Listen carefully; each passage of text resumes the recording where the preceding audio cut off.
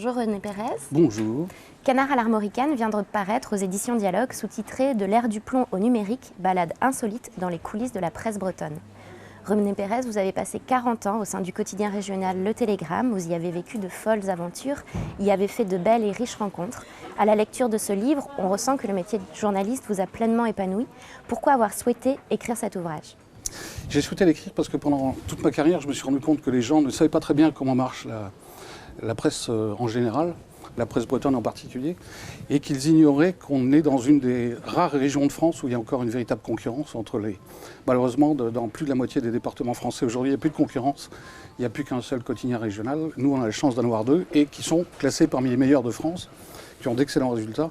Et j'ai voulu le dire de façon insolite, de façon cocasse, en racontant quelques-unes des aventures que j'ai connues dans ce métier-là. Plutôt que de faire une thèse de doctorat sur la presse qui n'aurait intéressé personne, je me suis dit que si je racontais quelques-unes de mes aventures, ou d'aventures survenues à certains de mes collègues, ce serait sûrement plus intéressant. La concurrence entre Ouest France et le Télégramme est réelle. Elle a toujours existé et reste en vigueur. Pouvez-vous nous citer quelques exemples de cette rivalité plutôt sympathique ? C'est une rivalité de tous les jours. Tous les matins, pour savoir si ce qu'on a fait la veille est bien ou pas, il suffit d'ouvrir le concurrent. Cette concurrence en Bretagne est extrêmement stimulante. Alors il y a des exemples quasi quotidiens. Moi, j'ai pris ce qu'on appelle des ratages. J'en ai pris un gros ici à Brest, quand le CEDOF a été pratiquement pris en otage par la justice ici. On n'était pas très loin de l'endroit où s'est passé l'épisode, où il y avait un huissier qui était monté, etc. Et on ne l'a pas su. Et ça me reste encore au travers de la gorge. Et je pense que même sur mon lit de mort, je verrai un bateau passer, peut-être avec la tête de Kersozon, et j'entendrai un truc, le CEDOF, ça a marqué toute ma carrière. Prendre un ratage comme ça, mais c'est ce qui fait aussi le sel de ce métier, c'est la concurrence. Je ne m'imagine pas travaillant dans un endroit où il n'y a pas de concurrence, parce que notre seule référence, c'est le concurrent.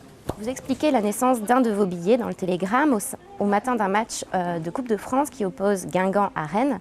Ce billet a obligé Nicolas Sarkozy à assister au match qu'il avait décidé de boycotter. Pouvez-vous nous expliquer ce qu'est pour vous le rôle du billet dans un quotidien ? Alors le billet, c'est une respiration.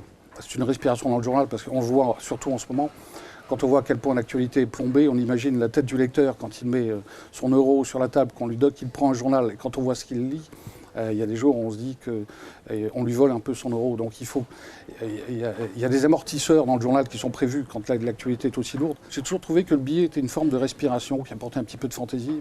Je me suis un peu spécialisé là-dedans et j'ai dû en faire, je dois en être aujourd'hui à 700, 800, pas loin d'un millier de billets, puisque j'en fais un toutes les semaines, au moins un toutes les semaines. Celui-ci était un peu particulier.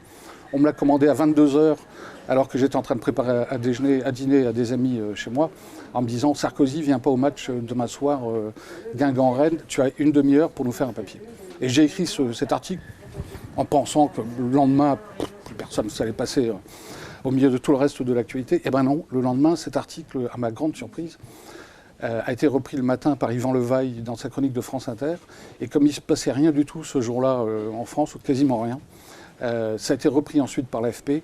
Et c'est tellement monté en épingle tout au long de la journée qu'à 17h, plusieurs ministres ont appelé Nicolas Sarkozy en lui disant qu'il fallait absolument qu'il vienne au match. Et on lui a envoyé un avion spécialement.